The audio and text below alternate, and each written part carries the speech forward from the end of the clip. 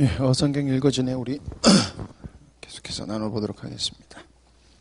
오늘은 열왕기 하 22장 말씀과 이사야서 40장과 그리고 54장까지의 말씀을 보는데 그 내용의 중심에 있는 왕이 바로 므낫세 왕이다라는 것입니다. 그래서 므낫세 열왕기하는 므낫세를 중심으로 하는 중심으로 이렇게 설명이 되어질 거고요. 그리고 이사야는 므낫세 통치 기간에 이사야가 이스라엘이 하나님을 멀리 떠나고 계속해서 악한 길로 가서 멸망으로 향해 갈 때 그때 메시아를 선포하는, 그러니까 메시아상 고난받는 종 이런 것들을 이렇게 예언하는 내용들을 오늘 여러분들과 함께 나눠보겠습니다. 히스기야 이후에 남유다가 이제 므낫세가 통치하게 되는데, 므낫세는 어떤 통치를 했냐면요, 굉장히 길게 통치했습니다. 그래서 55년을 통치했습니다. 이 55년 통치하는 동안에 평가를 하기를 그가 아모리 족속보다 더 사악했다라고 이렇게 평가를 하고 있습니다. 그래서 온갖 우상을 섬겼다라고 되어 있거든요.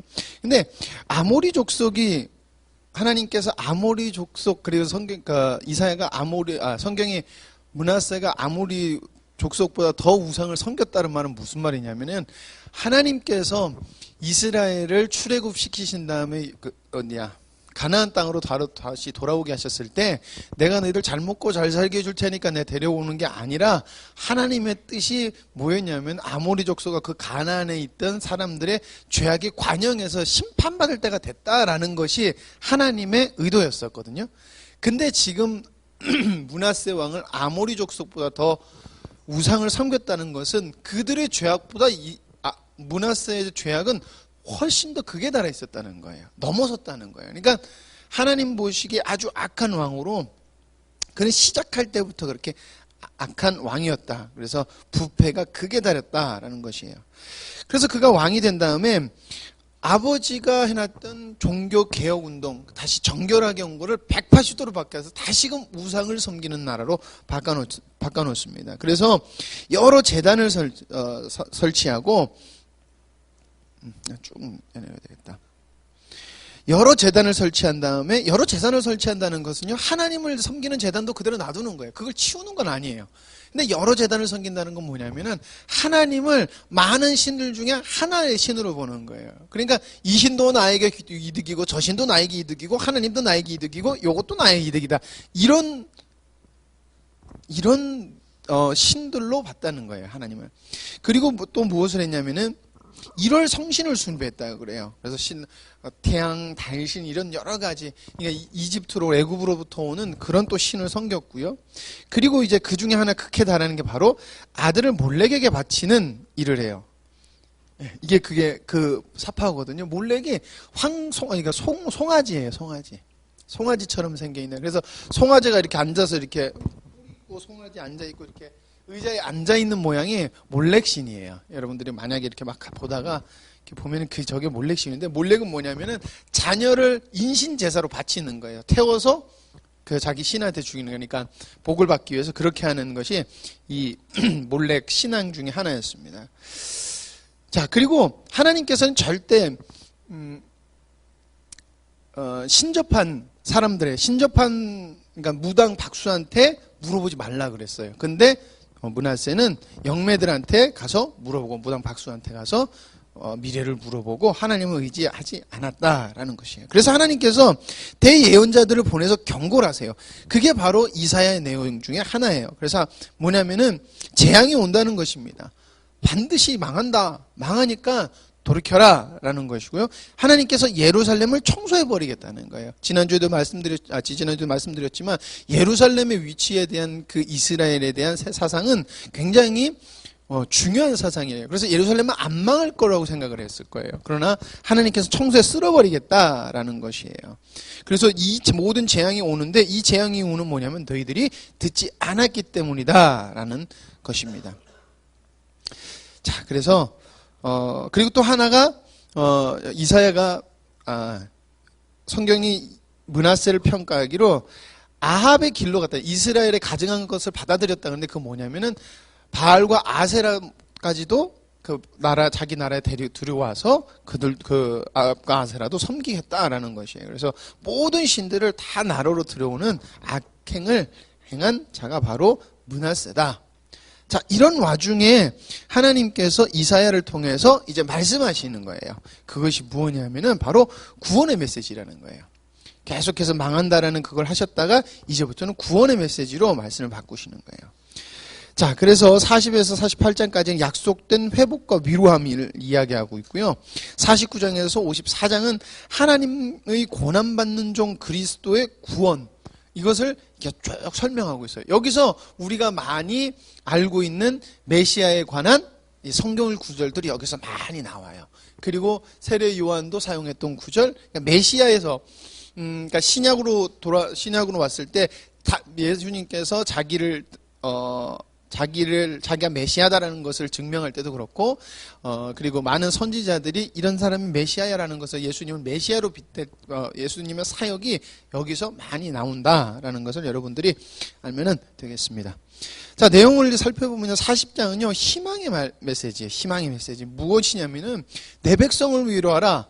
포로로 가서 너희들이 벌음받겠지만은 돌아올 것이다 라는 것이에요. 그래서 광야에 외치는 자의 소리요, 이거 우리가 그랬잖아요. 회개하라. 뭐 이렇게. 그것이 바로 세례 요한이 이사야의 말을 인용한 것이에요. 그래서 자, 그렇게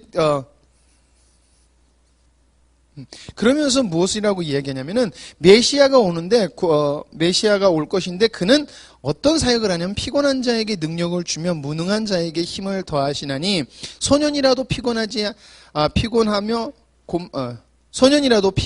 곤비하며 장정이라도 넘어지며 자빠지되 오직 여호와를 앙망하는 자는 새 힘을 얻으리니 독수리의 날개치며 올라감 같을 것이요 다른 박질하여도 곤비치 아니하겠고 걸어가도 피곤치 아니하리라 라고 그 메시아가 오는 그 메시아로 인하여서 그러니까 그리스도로 인하여서 얻어지는 하나님의 백성의 회복된 모습들, 얻어지는 은혜들을 이렇게 예언하고 있습니다.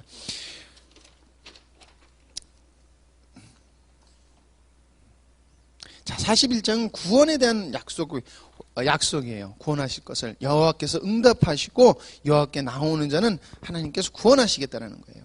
두려워 말라 내가 너와 함께함이라 놀라지 말라 나는 내 하나님이 됨이라 내가 너를 굳세게 하리라 참으로 너를 도와주리라 참으로 나의 의로운 오른손으로 너를 붙들리라. 하나님의 구원의 확실한 메시지를 이사야를 통해서 말씀하고 있으십니다.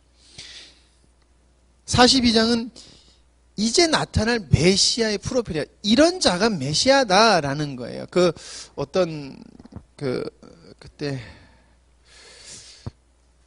어떤 다큐멘터리 형식으로 만들어진 이스라엘에 대한 기독교에서 만든 그 다큐멘터리인데 메시아가 되려면 7가지에 대한 것을 충족해야 된다는 뭐 그런 것이 있대요. 그래서 어느 출신이어야 되면 뭐 해야 되면 어쩌야 되면 하는 게 7가지가 있다는데 그거는 인간들이 정해놓은 거예요. 그래서 아직도 이스라엘은 메시아가 오지 않았어요. 그 7가지가 만족되지 않아서.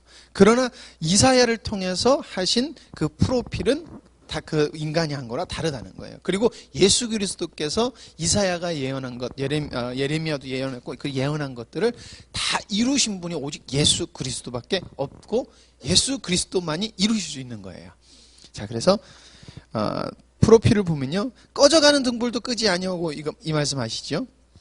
자, 내가 붙드는 나의 종, 내 마음에 기뻐하는 나의 택한 사람을 보라. 내가 나의 신을 그에게 주었은즉 그가 이방에 공의를 베풀리라.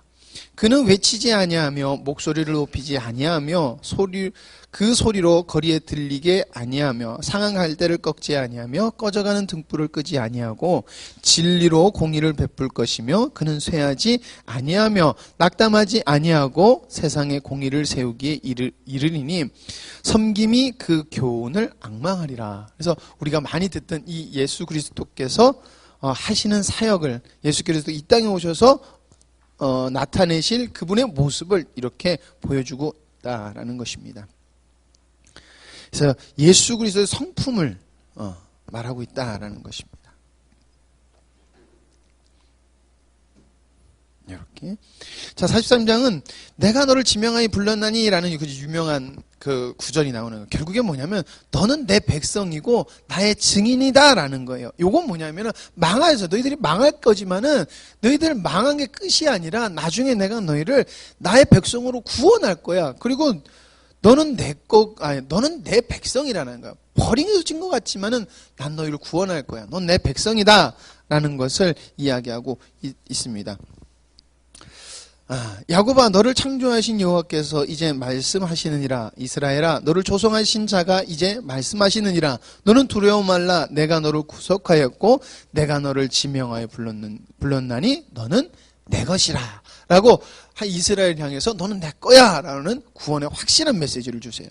그리고 이스라엘에게 여기서 또 유명한 구절이 나오는데 너희들의 창조 내가 너희를 부른 목적이 뭔지 아냐 라는 것인데 바로 이 백성은 내가 나를 위하여 지었나니 나의 찬송을 부르게 하려 함이다 라고 말씀하고 있다는 거예요. 하나님의 영광이 되기 위해서 내가 너희를 불렀다는 것이에요. 그러나 유다는 하나님을 찬송하지 않았다는 거예요. 그러니까 결국엔 너희들의 목적이 이거였고 그것이 아니라서 너희들이 망하는데 메시아를 통해서는 될 거야 라는 것을 이렇게 역으로 또 예언하시면 하나님께서 이사야를 통해서 말씀하시는 것입니다. 그래서 너는 내 것이다. 너희는 내 백성이다 라는 것을 43장에서 계속 이야기하고 있습니다. 그러니까 이거를 여러분들 다 안 외우셔도 되지만 그 내용이 계속해서 메시아를 보내주실 것이고 너희들이 왜 벌을 받는 것이며 너희들을 벌은 하지만 너희들은 내 백성이 내가 구원할 거야. 근데 누굴 통해서 구원할 거야? 바로 메시아 지금 이사를 통해서 말하는 이런 사람이 바로 메시아야. 이걸 계속해서 이렇게 그리고 있는 것이에요. 그래서 이렇게 되면 여러분들이 이사야서가 그렇게 어렵지 않을 것 같습니다. 자, 44장의 말씀을 보면요. 뭐냐면은, 나의 택한 야곱아, 너는 나만 섬겨야 돼. 라고 이야기를 해요. 이건 뭐냐면은, 나 외에 다른 신은 없다라는 것이에요. 하나님께서, 이스라엘을 출애굽시키신 다음에 첫 번째 장소에 모이셔서 나타나신 다음에 하신 게 뭐예요? 바로 하나님의 율법을 주셨어요. 10계명을 주셨어요. 그 10계명 중에 첫 번째가 뭐예요? 나 외 다른 신은 없다라는 것을 하나님께서 명확하게 말씀하신 것이에요. 그러니까 너희들 들어가면 여러 신들이 네 눈앞에 있을 것인데 그 신은 참 신이 아니다. 내가 신이야. 그러니까 너희는 나만 따르면 되고 나에게만 순종하면 돼. 그러면 내가 너희를 축복할 거야. 너는 내 거야. 야곱아 나만 섬겨라 라고 하는 것이에요. 그런데 이스라엘 백성들을 어떻게 평가하냐면 우상은 아무것도 아닌데 그걸 보고 너희들 절하냐? 야 나무 조각으로 만든 거 그거 얼마나 우상 그게 신이야? 그거 신 아니다. 야 내가 오직 창조주인 나만 오직 유일한 신이다. 야 가나안 땅으로 들어가서 정복하라고 그러는데 니들이 정복당하면 어떡해? 아니야 내가 참 신이야. 이렇게 말씀하고 있는 것이에요. 근데 여기서 이 사모님도 얘기하신 것이 우리가 지금 이 시대를 살아가면서 이걸 어떻게 봐야 되는가. 여러분 굉장히 종교다원주의가 팽배해진 시대가 지금이에요. 종교다원 우리는 그걸 잘 못 느끼지만 여러분 생각보다 우리의 사상에는 종교다원주의가 뿌리 깊게 내려야 있고 우린 이것을 그냥 단순히 종교 대 종교로만 봐서 그렇지만 물질 만능주의로 물질을 따라가는 것도 종교다원주의가 돼 가는 거예요. 어떤 사람 무신론자들이 자기는 신이 없다 그래서 자기는 종교가 없다라고 얘기를 하는데 종교라는 것을 말할 땐 신념을 얘기하는 거예요. 신념이라는 것은 뭐냐면 내가 가진 생각이 확실히 맞다라는 것을 이야기하는 건데 신이 없다라는 것도 결국엔 무신론자로서 하나의 종교를 만드는 거나 다름없다는 거예요. 그러니까 물질에 속해서 물질의 방향을 두고 사는 사람은 물질을 믿고 살아가는 것이 되는 거예요. 근데 우리는 물질을 쫓아 살아가는 것을 하나님을 배신하는 거라고 생각을 안 해요. 그냥 열심히 사는 거, 저 사람 굉장히 돈에 집착한다, 이 정도로만 생각한다는 거예요. 그러나 여러분 이 신념이라는 것은 하나의 종교를 만든다는 것을 알아야 돼요. 여러 사람들이 왜 지금도 WCC라는 그 문제가 왜 계속 문제가 되냐면은, 야, 서로 모여서 좀 하나 되면 얼마나 좋냐. 근데 하나 됨에 있어서 하나님으로 하나 되는 것이 아니라 서로 수용하는 거예요. 그러니까 진리를 희석시켜버리면요. 여러분들 그거 하기 되게 서로 타협하기 되게 쉬워져요. 희석되면요, 이 색깔인 것 같고 저 색깔인 것 같고 이 색깔인 것 같고 그래요. 여러분 PPT나 뭐 이렇게 프로그램 만드시다 보면은 글자 색깔 바꾸려고 글자 여러 개 띄어 있는 거 딱 띄어 보시죠, 그렇죠? 보셨어요? 보시면요, 여러 가지 색깔이 막 띄어 있어요. 어떤 색깔이 예쁠까 이렇게 보다 보면요, 나중에 보면 그 색이 그 색 같고 저 색이 저 색 같고 헷갈려서 선택을 못 하겠어요. 그래서 난 이 색이 마음에 들어 딱 클릭해서 들어가 보면요, 그 색이 아닌 것 같아요. 그래서 다시 들어가서 그 색 자체를 못 찾겠고요, 색깔이 헷갈리고 엄청 헷갈려요. 근데 그게 꼭 우리가 지금 살아가는 진리와도 비슷해요.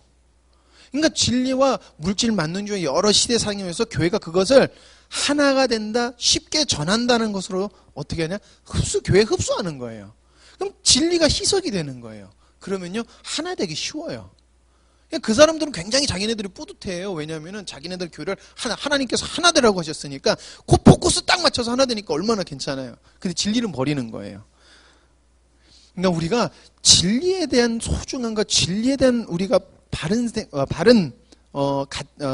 진리에 대한 바른 정의가 내려져 있지 않으면은 굉장히 복음에 대한 진리의 정의가 세워져 있지 않은 것이 얼마나 위험한지를 보여주는 것이에요.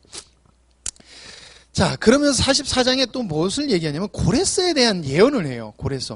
바벨론 포로에서 돌아오게 할 페르시아 왕을 여기서 예언해요.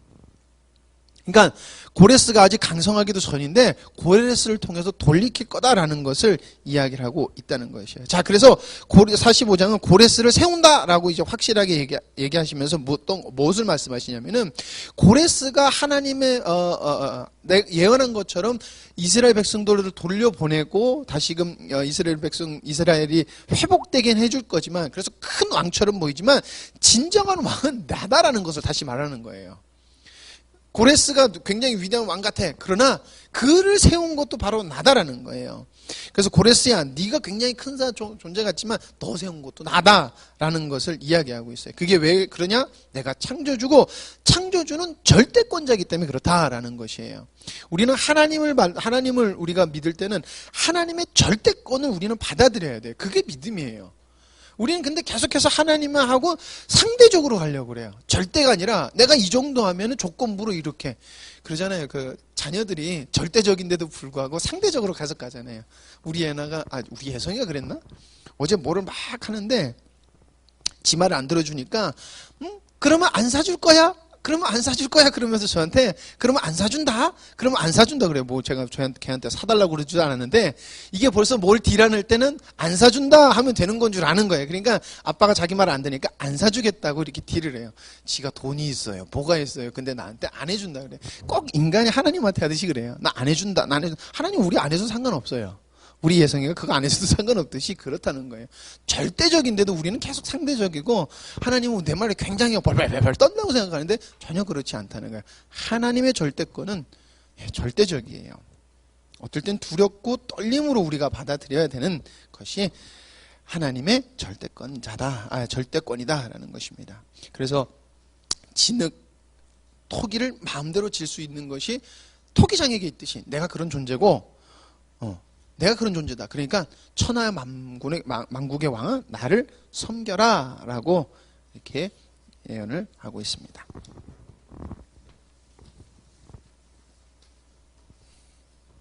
자, 그러면서 또 말씀하시는 게 세상의 우상들은 다 헛것이라는 거예요. 그까짓 게 무엇이냐? 근데 거기다 절을 하느냐?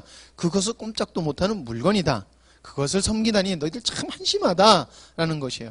야, 나와 같은 신은 없다. 그래서 나 외엔 다른 신을 섬기지 말라고 한 것인데, 야, 우상 만들고 우상 섬기고 참 너희들 어리석다라는 것이에요. 그것을 이야기하고 있다. 자, 그러면서 이제 바벨론을 책망하는 것은 여러분들 그냥 단순히 나라 바벨론을 책망하는 것이 아니에요. 세상을 책망하시는 거예요. 그래서 우리가 요한계시록에 계속 바벨론 하니까 왜 멸망한 바벨론이 계속 등장해라고 하는데 애굽과 바벨론은 대표적인 세상 나라의 대표를 이야기하고 있어요. 우리가 목사님 말씀을 통해서도 여러분들 기억하시겠지만 이것은 이사야에서도 바벨론화 하는 것은 그 당시에 바벨론이 있었어요. 그러니까 당연히 이스라엘 백성들은 바벨론한테 하는 얘기인 줄 아는 거예요. 그러나 그것이 아니라 세상 나라에 대해서 이야기를 하는 것이에요. 그래서 그 내용은 뭐냐면은 음란한 너 바알과 아세라 선지자야, 너는 반드시 심판받는다. 너는 영원하지 않을 거야 라는 거예요. 니들이 아무리 커봤자, 니들이 아무리 잘나봤자 니들은 영원할 수 없어 라는 것을 말하는 것입니다. 그러면서 갈대하여 이렇게 이야기를 해요. 갈대하여. 그 47장에 보니까 갈대, 이게 뭐냐면은 갈대하여 하면서 바알과 아세라야 뭐 선지자야 뭐 이 얘기하는 게 뭐냐면은 이세벨이 속했던 곳이 제가 알기로는 갈대아로 알고 있어요. 갈대아. 그래서 갈대아 그 지방에서 시집 온 사람이 이세벨이에요. 그래서 이세벨이 그때 데리고 온 신이 바로 바알과 아세라는 거예요. 그래서 그런 악한 것을 총체적으로 해서 갈대하여라고 표현을 하는 것이에요.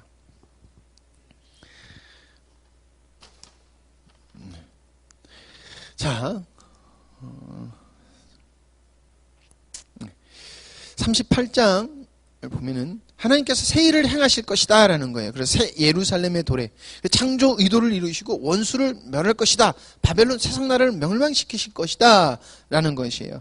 자, 야곱아 나의 부른 이스라엘아 나를 들으라. 나는 그니 나는 처음이요 마지막이라. 과연 내 손이 땅의 기초를 정하였고 내 오른손이 하늘에 폈나니 내가 부르면 천지가 일제히 서느니라.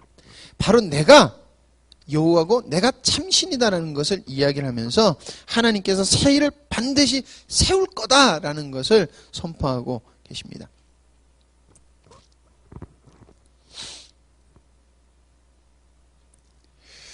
(49장은) 창세기 12장 3절 말씀의 언약을 이루실 거예요. 이게 뭐냐면은 아브라함을 네가 축복하는 자에게 내가 축복하고 너를 저주하는 자를 저주할 거라라고 이렇게 이야기하는 것이에요. 그러니까 하나님께서 이스라엘 통해서 모든 민족이 복을 얻을 것을, 그러니까 하나님께서 아브라함에게 언약하신 그 언약을 내가 반드시 이룰 거야 라는 것을, 그러니까 너희들을 부른 목적이 반드시 이루어질 거다 라는 것을 말씀하고 있는 것이에요. 그래서 이스라엘부터 모든 민족으로 빛이 비춰질 것이다. 이스라엘이 속량할 자가 나타날 것이다. 예루살렘은 회복된다 라는 것이에요. 이거는 민족적 이스라엘도 맞아요. 그러나 이건 민족적 이스라엘이기도 하지만 예수 그리스도를 인하여서 하나님의 빛된 존재들, 그러니까 우리 예수 그리스도를 믿는 우리들을 이야기하고 있는 거예요. 그래서 이스라엘 하면 우리가 이스라엘이라고 보고 있지만 그것이 아니라 예수님을 믿는 아브라함의 자손이 누구예요? 아브라함이 가졌던 그 믿음을 갖는 사람을 우리가 아브라함의 자손이라고 그러잖아요. 그것을 이스라엘로 말하는 거예요. 그건 바로 우리가 된다는 것이에요. 그러니까 이사야는 그 당시적인 그러니까 멀지 않은 미래도 예언하고 있지만 멀지 않은 미래를 이야기하는 동시에 우리를 예언하고 있고요. 그리고 넘어서 종말까지도 이야기하고 있다는 거예요. 하나님의 왕성되는 하나님의 창조 의도까지도 이렇게 예언을 하고 있다라는 것입니다. 자, 50장은요. 그렇다 내가 구원한다. 결국은 속량한다. 속량할 자가 누구냐? 그가 누구냐? 바로 고난받는 종이 할 것이다. 그가 할 것이야. 그가 와서 내 말을 너희들에게 전할 거야 라고 하는 것이에요. 자, 근데 그가 와서 가리키면 니들이 알아듣는다 라는 것이에요. 듣고 깨달으리라 라는 것이에요. 듣고 깨달아라. 그가 오면은 너희들이 들을 수 있으니까 얘들아 깨달아라 이렇게 말씀하고 있습니다. 자, 52장 고난받는 종이 이방 나라를 구원하신다는 내용이에요. 그래서 그 당시의 시대상을 보면 아수르와 그리고 바벨론 그리고 애굽이 이 세 나라 중에 한 나라가 모든 나라를 다스릴 것처럼 보여요. 왜냐하면 서로 알력을 싸움을 하고 있었고, 그리고 아수르가 컸었지만은 바벨론이 다시 힘을 얻어서 나라가 커지고 있고 막 이런 상황이니까 그 세 나라 중에 한 나라가 어떻든 천하를 제패할 것 같은데 결국은 뭐냐? 모든 열방을 제압하고 다스리는 것은 바로 나다라는 거예요. 아수르도 폈다 지고, 바벨론도 폈다 지고, 페르시아도 폈다 지고, 그리스도 폈다 지고, 다 폈다 지고, 결국에는 누가 남느냐? 바로 내가 통치할 거라는 거예요. 그 어떤 것도 나의 통치를 거스를 수 없다라는 것이에요. 그것을 여호와께서 예루살렘을 구속하시고 세우신다라고도 표현하는 것입니다.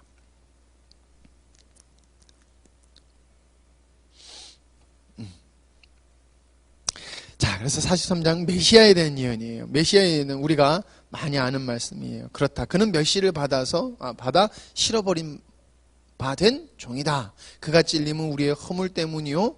이 말씀이 있죠. 제가 읽겠습니다. 그는 주 앞에서 자라나기를 순한 영 같고 마른 땅에서 나온 줄기 같아서 고운 모양도 없고 풍채도 없은즉 우리의 보기에 흠모할 만한 아름다운 것이 없도다. 그는 멸시를 받아서 사람에게 실어버린 바 되었으며 강고를 많이 겪으며 질고를 아는 자라. 마치 사람들에게 얼굴을 가리우고 보이지 않음을 받는 자 같아서 멸시를 당하였고 우리도 그를 귀히 여기지 아니하였도다. 그는 실로 우리의 질고를 지고 우리의 슬픔을 당하였거늘 우리는 생각하기를 그는 징벌을 받아서 하나님에게 맞으며 고난을 당한다 하였노라. 그가 찔림은 우리의 허물을 인함이요 그가 상함은 우리의 죄악을 인함이라. 그가 징계를 받음으로 우리가 평화를 누리고 그가 채찍에 맞음으로 우리가 나음을 입었도다. 우리는 다 양 같아서 그릇 행하며 각기 제 길로 갔거늘 여호와께서는 우리 무리의 죄악을 그에게 담당시키셨도다. 그래서 이 말씀을 이사야가 하고 있다는 것이에요. 그래서 그리고 이것뿐만이 아니라 부자의 묘실에 들어가는 것도 예언을 하고 있어요. 그래서 예수님이 부자의 묘실에 들어가잖아요. 부자의 묘실에 들어가는 것. 그래서 메시아에 대한 극치. 그러니까 마태복음 26장에서 27장 말씀 그 사이에, 그러니까 예수님께서 잡히시고 남부터 그러니까 십자가에 달려 돌아가신 다음에 장사되기까지의 그 모든 그 과정을 53장에서 다 설명하고 있어요. 맞았을 때 다들 비웃으면서 저 사람이 신성모독해서 자기 죄 때문에 맞는다, 비난하고 모욕하고 우습게 여기고 이런 것들이. 그래서 그가 찔림은 우리의 허물을 위함이며 우리의 죄악 때문에 징계를 받으신다. 그의 징계로 우리는 평화와 나음을 입는다. 털 깎는 자 앞에서 잠잠히 체포되어 유죄 판결을 받는다라는 것이에요. 그래서 예수님은 변론하지 않으셨어요. 변론하지 않으셨어요. 강도가 아닌데 죽음을 당한다. 손은 찔리고 매를 맞는다. 그리고 부자의 묘실에 들어간다라는 것입니다. 자, 마지막으로 이사야서 54장 말씀이에요. 평화의 언약을 유지하시는 하나님이라는 거예요. 평화의 언약을 깨지 않으세요. 그러니까 이스라엘이 역사적으로 보면 하나님은 계속 언약을 깨시는 것 같아요. 왜냐하면 이스라엘이 바벨론에서 포로로 다시 포로에서 귀환을 했지만은 결국 이스라엘이 또 망하거든요. 이스라엘이 또 망해요. 그래서 또 여러 가지 과도기를 겪은 다음에 예수님 시대에 다시 이스라엘이라는 나라가 회복이 돼요. 그러다가 예수님은 승천하시고 난 뒤에 얼마 지나지 않아서 로마에게 또 완전히 망해요. 그러니까 가만히 보면은 계속해서 이스라엘은 망하는 것 같아요. 그러나 역사적으로도 2000년 가까이가 지난 다음에 나라가 회복되는 나라는 한 나라도 없어요. 그렇게 강한 바벨론도 회복되지 않는데 이스라엘이 회복돼서 다시금 세워지잖아요. 그러니까 계속해서 이건 무엇을 보여주시냐면, 이게 세대주의자들은 이래서 하나님을 이제 우리 주님 오실 때가 이제 몇 년 안 남았다 이렇게 보는데, 그게 아니라 하나님은 하나님의 평화의 언약을 신실하게 지키신다는 거예요. 그건 뭐냐면은 하나님께서 말씀하신 창조 의도를 반드시 이루신다는 거예요. 그렇기 때문에 우리는 어떻게 해야 되냐? 바로 하나님의 창조 의도를 이루며 살아가야 된다는 거예요. 계속해서 이스라엘 백성들이 자기의 사욕을 채우기 위해서, 자기의 개인적인 욕심을 취기 위해서 이방신들을 섬겼던 것. 우리는 이방신 안 섬기지만 우리가 추구하고 목적하는 바대로 가면은 니들도 이렇게 똑같이 된다는 거예요. 그러나 세계를 주관하고 역사를 주관하는 분이 누구냐? 창조주라는 거예요. 그러니까 너희들은 누구에게 돌아야 되냐? 누구의 말씀에 귀를 기울여야 되냐? 바로 내 말에 귀를 기울여야 돼. 이렇게 말하고 있다는 것입니다. 자, 되게 재밌는 게 고난받는 종은 우리는 누구라고 알고 있어요? 고난받는 종 하면 예수 그리스도라고 알고 있는데, 고난받는 종을 이스라엘 사람 유대인들은요 자기 전체적 민족적 유대인이라고 본대요. 왜냐하면 계속해서 자기네들이 고난받고 그래서 자기네들이라고 이렇게 알고 있다라고 그래서 있더라고요. 그건 왜냐면은 그들이 예수 그리스도를 보지 않기 때문에. 그러니까 예수 그리스도를 아직 메시아로 인정 안 하는 거예요. 그리고 예수 그리스도를 믿는 사람을 굉장히 증오해요. 왜냐하면은 그냥 단순히 뭐 이게 아니라 하나님께서 되게 아이러니하게 이스라엘 백성들을 벌하실 때 나중에 중세의 역사 때 어떻게 쓰시냐면은 예수님을 소위 예수님 믿는다는 기독교인들이 들어가서 이스라엘 백성들을 학살을 했어요. 어떻게 하냐? 예수님 믿을래? 안 믿을래? 안 믿어? 그럼 이 예수님 믿은 나쁜 새끼들하고 죽여버린 거예요. 그렇게 해서 배교 안 하면은 종교를 바꾸지 않으면 죽여버리니까 그러니까 이슬람하고 똑같이 행동을 했어요. 그래서 이스라엘 백성들에게는 기독교 하면은 때려 죽일 놈들이에요. 그래서 유대인들이 기독교로 개종을 잘 안 하는 이유가, 그리고 굉장히 전도하기가 어려운 이유가, 그리고 가서 예수님 믿는 사람이라 그러면 굉장히 갑자기 눈빛이 탁 바뀌어요. 그게 왜 그러냐면은 그런 아픔이 그들 민족에게 있기 때문에 그래요.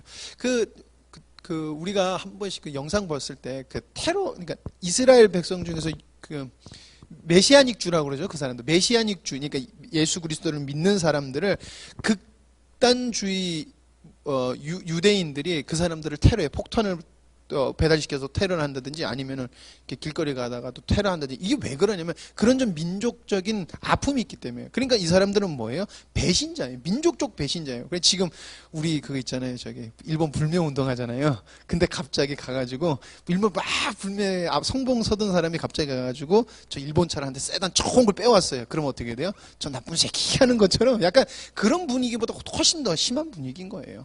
그러다 보니까 지금 시대상이 그렇다라는 것을 마지막으로 오늘 말씀을 마치도록 하겠습니다. 기도하시겠습니다. 하나님 감사합니다. 정말